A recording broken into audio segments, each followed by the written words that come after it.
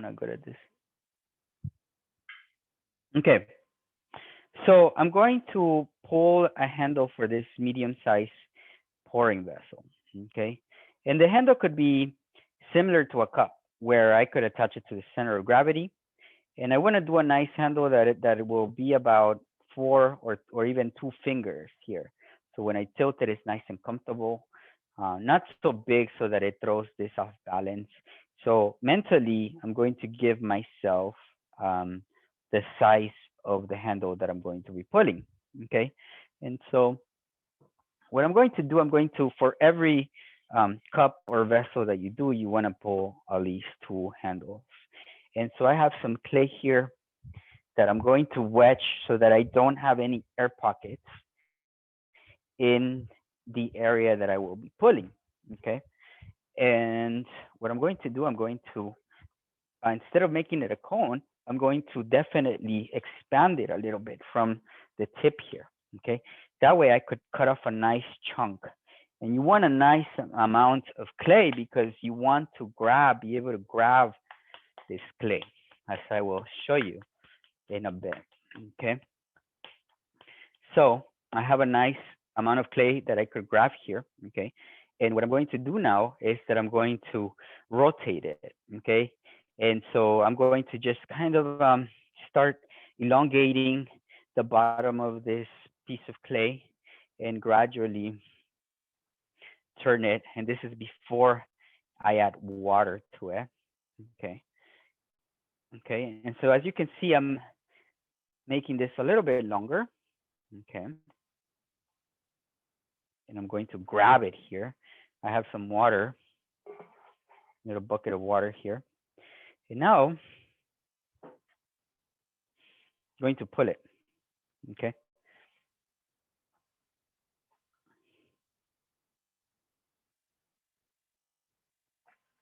And as you can see, I'm rotating it. And one of the reasons why I'm rotating it, because as I pull the clay, my fingers are affecting the way that this coil is developing. Now I paint and draw a lot, so I have these hard um, calluses or whatever these are called in my fingers. So I'm rotating it so that as I pull it, it affects the shape evenly throughout the form. Okay. If I leave the clay in one position and not rotate it, then I'm going to have a little crevice in there. Now, I'm also going to pay attention that I don't pull with pressure all the way to the tip, because if I do that, this is going to become very thin. And I want the edge of my handle to be a bit a bit wide here so that when I attach it, it has a lot of room for it to attach. So in a sense, I'm pulling, but when I get here, I release the pressure. Okay. So I'm going to go ahead and pull. And it's not too much water. Okay. And because I'm holding my hand this way, you can see that the coil is round. Eventually, I'm going to flatten that coil so that the thickness of my um, handle, as, it's not double the thickness of the rim. If it's double the thickness of the rim, it throws it off visually. Okay. Now that I have about the almost the length of the handle, I'm going to now switch my hands. Okay. So instead of having a circle, now I'm going to have this rectangle. And most of the treatment of the handle is going to be in this part of my hand and here my finger. And you're going to see that the shape of the handle, especially if I don't twist it, it's going to become a bit flatter. Okay. And not to put too much pressure. If I put pressure, I'm going to be breaking this off. Okay. So you can see that now it's making it flatter. And if it's too wide, I could always turn it, make it a bit more narrow, and I'll come back again, make it flat again.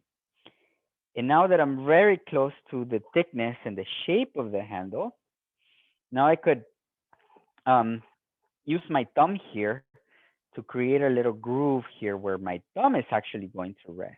Okay. So I'm going to just, not too much water. The more water I add, the less stable this is going to be. Okay. So you can see, okay, that now it's all about shaping the handle. There's some thickness here and some thickness here. And so what I'm going to do, I'm going to cut it off. Okay. You can see that I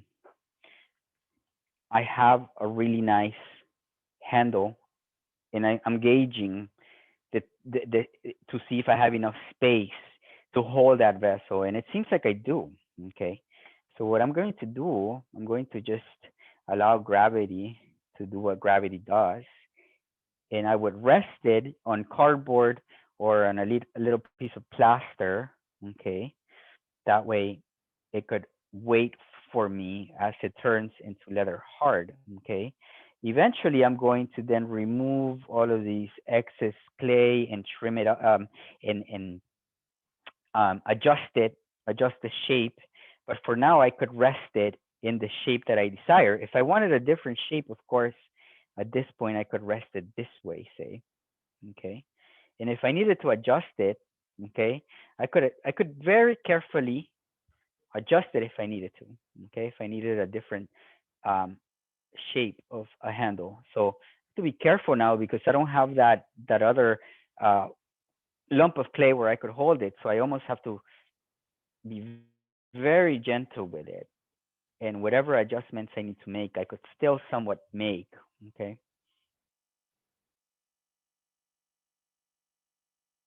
There you go. I remove some clay there, make this a bit smoother.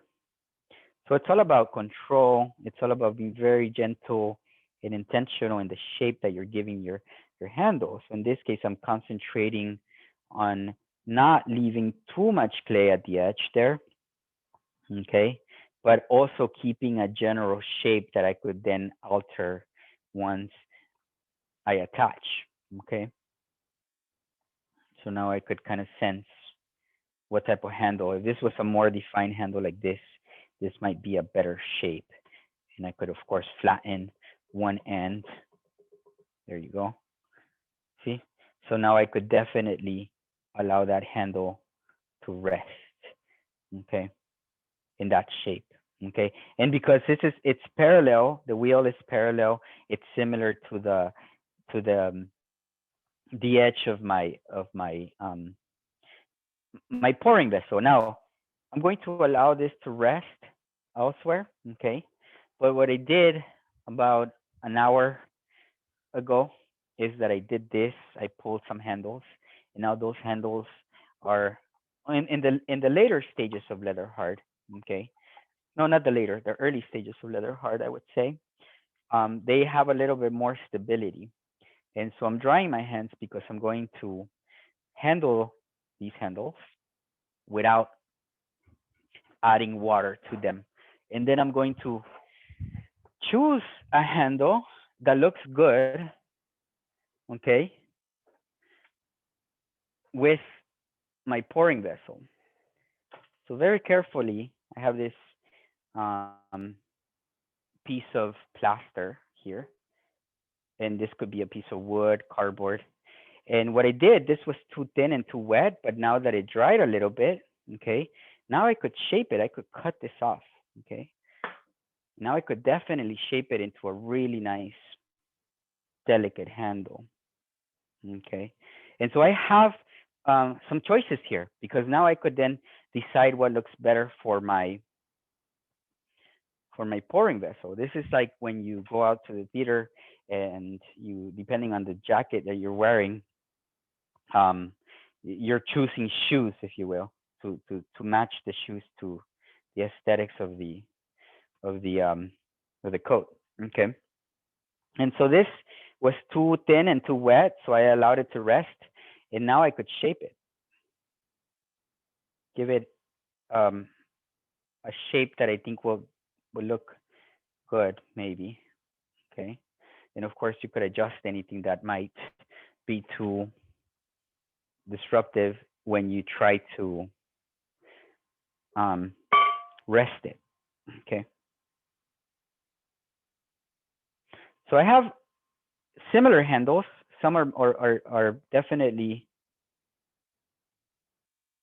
more interesting than others. But now I could take my vessel here. okay, and choose a handle that I think might look good.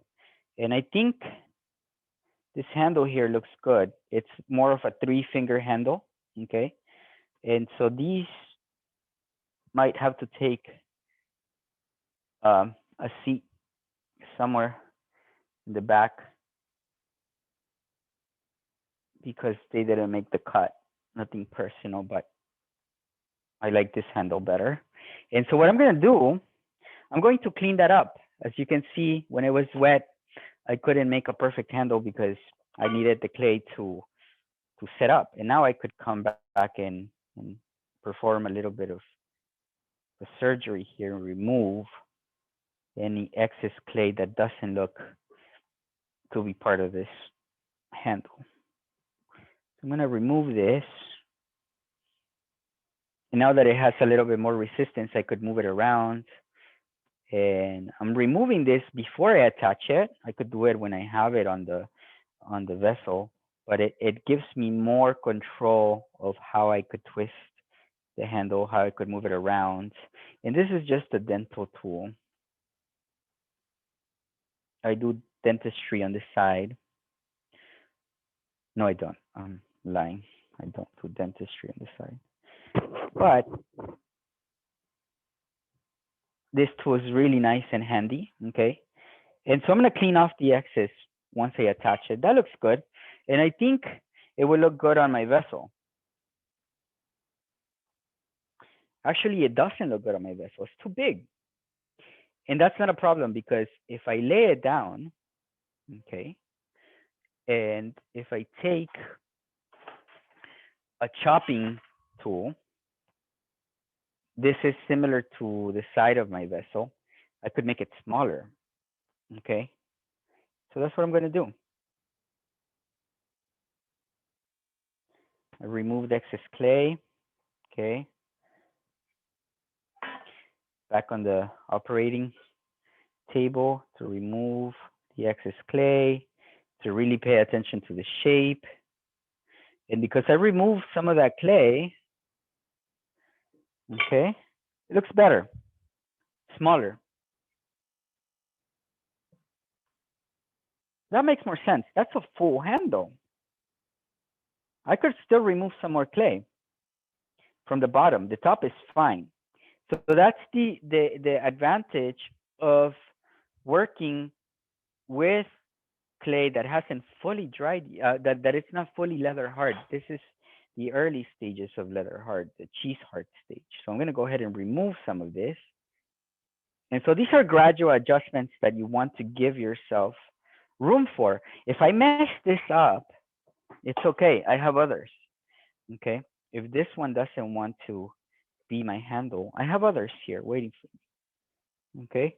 And now I could definitely see what would be the best one for my pouring vessel. And gradually, you want to make these decisions. Okay. You don't want to just jump into a very difficult decision like that because once it's stuck there, it's there for a long time until it breaks.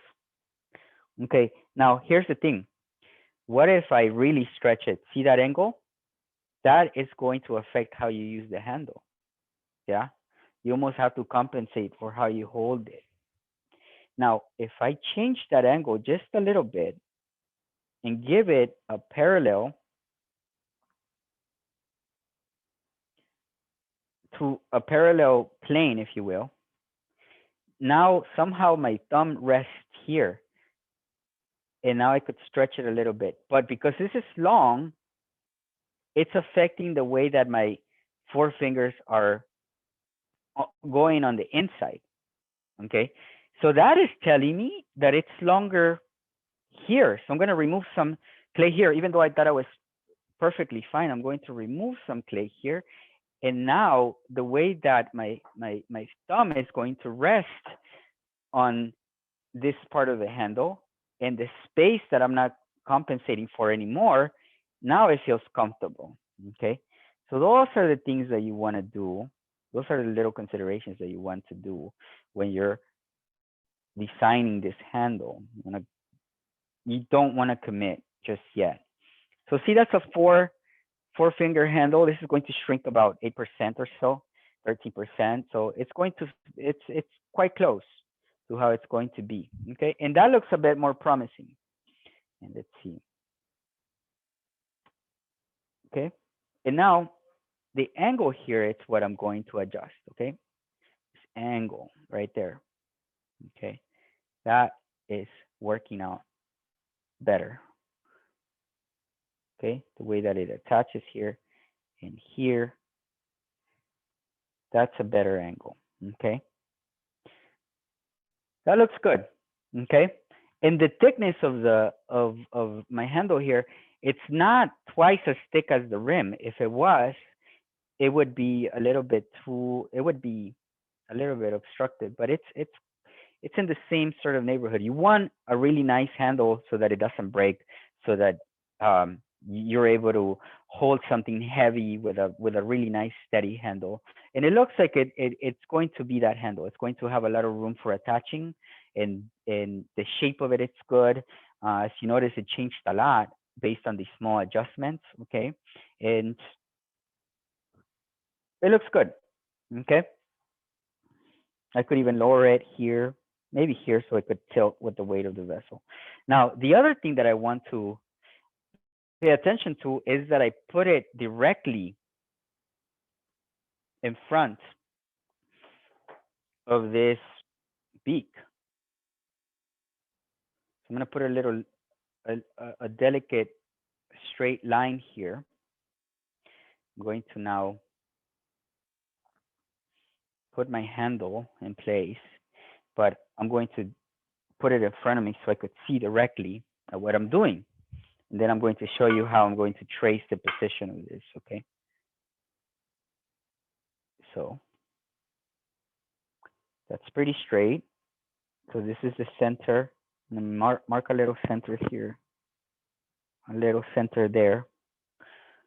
And so I marked two little dots so that if I align them, they're very straight. You don't want to put a handle that's, I'm exaggerating here, but you don't want to put a handle that's like this.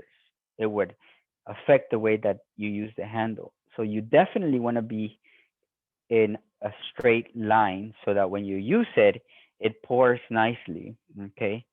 So with that said, now that I have those two little dots in mapped out, I'm going to then align my handle in the best position possible. Okay. I have the top really good, so I'm going to mark the top. I'm going to map out the shape.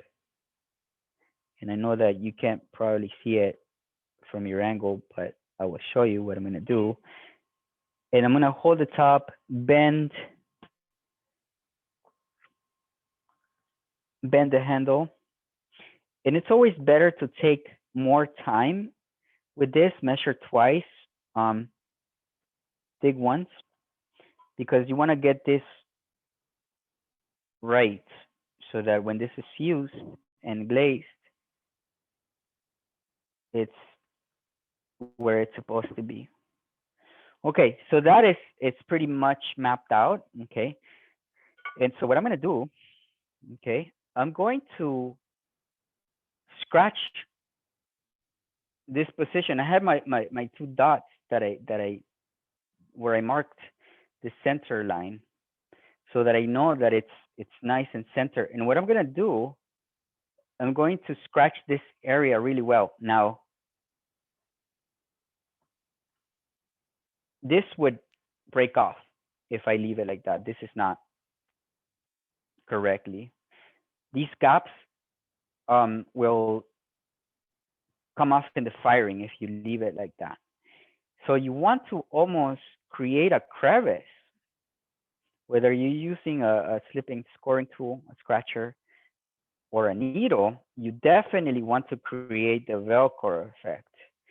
So you want to definitely cross hatch this very aggressively. And as you do, you're going to create almost like a trench for your handle to sit.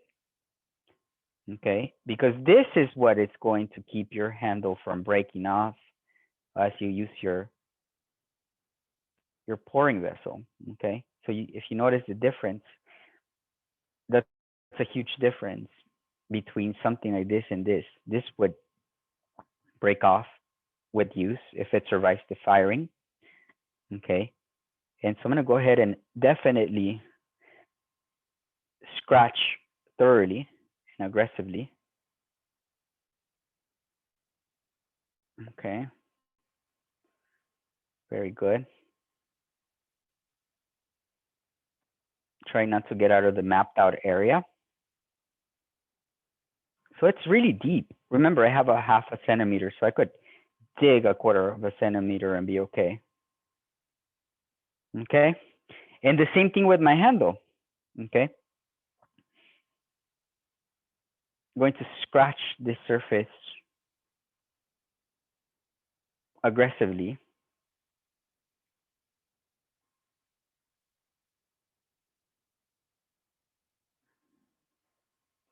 So that I could sleep at night and not worry about this breaking off in the firing. Okay.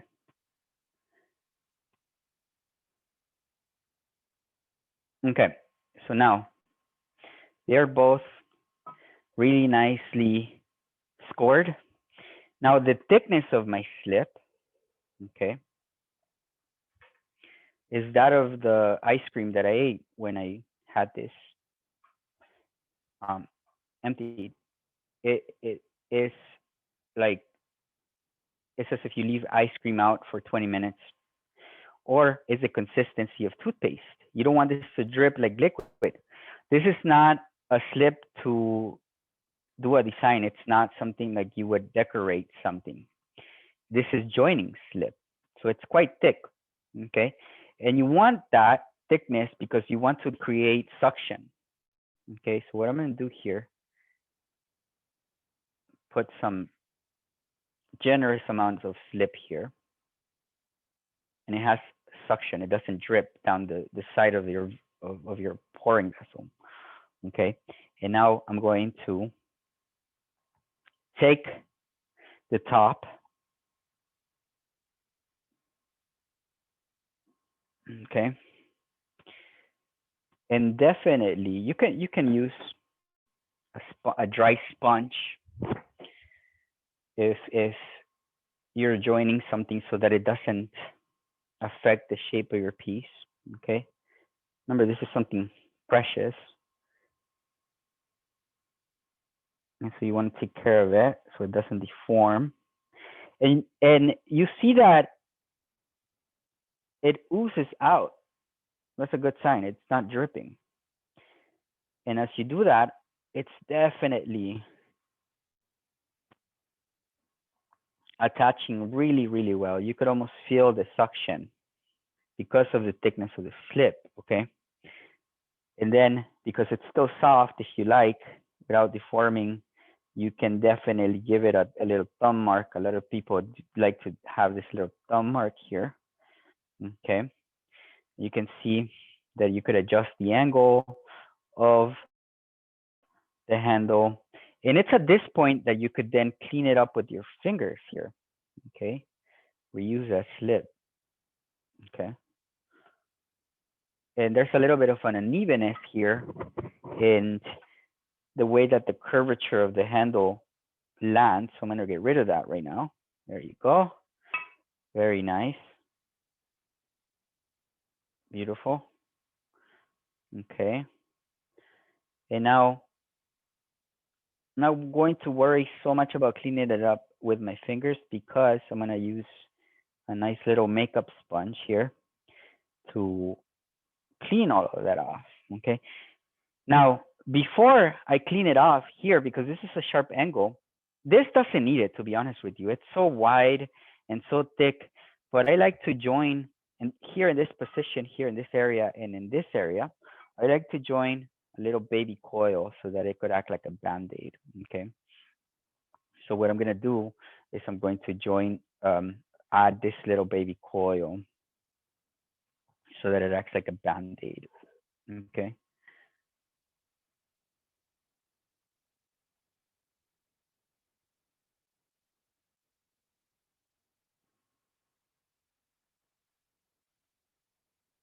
And with the edge of my needle,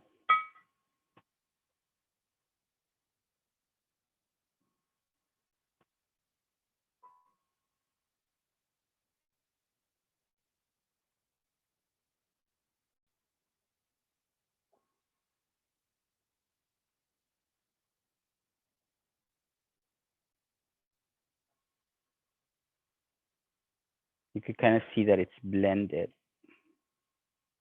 Okay. Okay. Sorry, this thing is it's falling. The camera is falling. Apologies.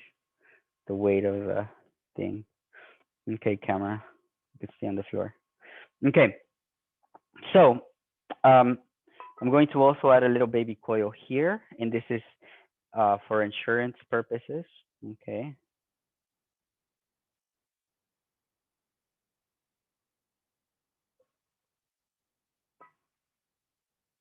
Okay. And then I'm going to blend that with the needle. And the finishing touches will come later when it's at the later part of the leather heart stage. But for now, I think everything's in place. I do have these nice rubber tools. This is rubber. Okay. So I could definitely go in there and put pressure and clean it up. So these baby coils are there as a band-aid so that these two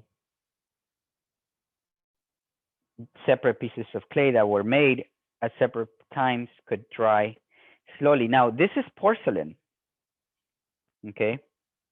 So it's delicate. So anytime that you join porcelain pieces, you want to cover them with plastic so that they could negotiate the amount of moisture that each has.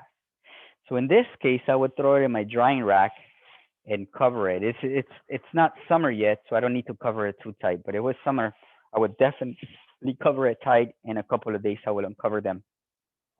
And with a makeup sponge later, what I'm going to do when this is a bit firmer, I would clean this up, make it really nice, get rid of all these little pieces of clay. As you can see, I picked up some pieces of clay here from this working area, and I could still adjust the angle if I need to adjust it. I could still play around with it. I won't lift it because it's not fired yet, so it's not strong enough to be lifted. If I do, it would come off.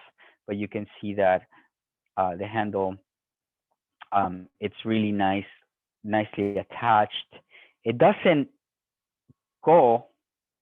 If I measure this, okay, it's a little bit more than half of the width of my vessel. If it was as wide as my vessel, it might throw it off balance a little bit visually. So it still gives me enough room for me to put my hand in there.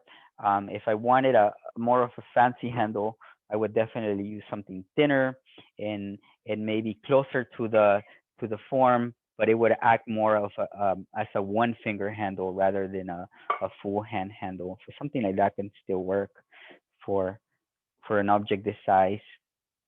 Um, that that's more of a one finger handle, and that would still be strong enough for me to pick up the form with liquid as long as this is fused correctly, as long as this is slipped and scored correctly and dried slowly so that there are no cracks. So that looks like a good handle. Actually, I might change it. Yeah, this is a better handle. Look at it. That looks way better. So I'll do that. I won't waste your time, but I'm definitely going to switch the handle and repair that little one. Okay, so that's attaching handles.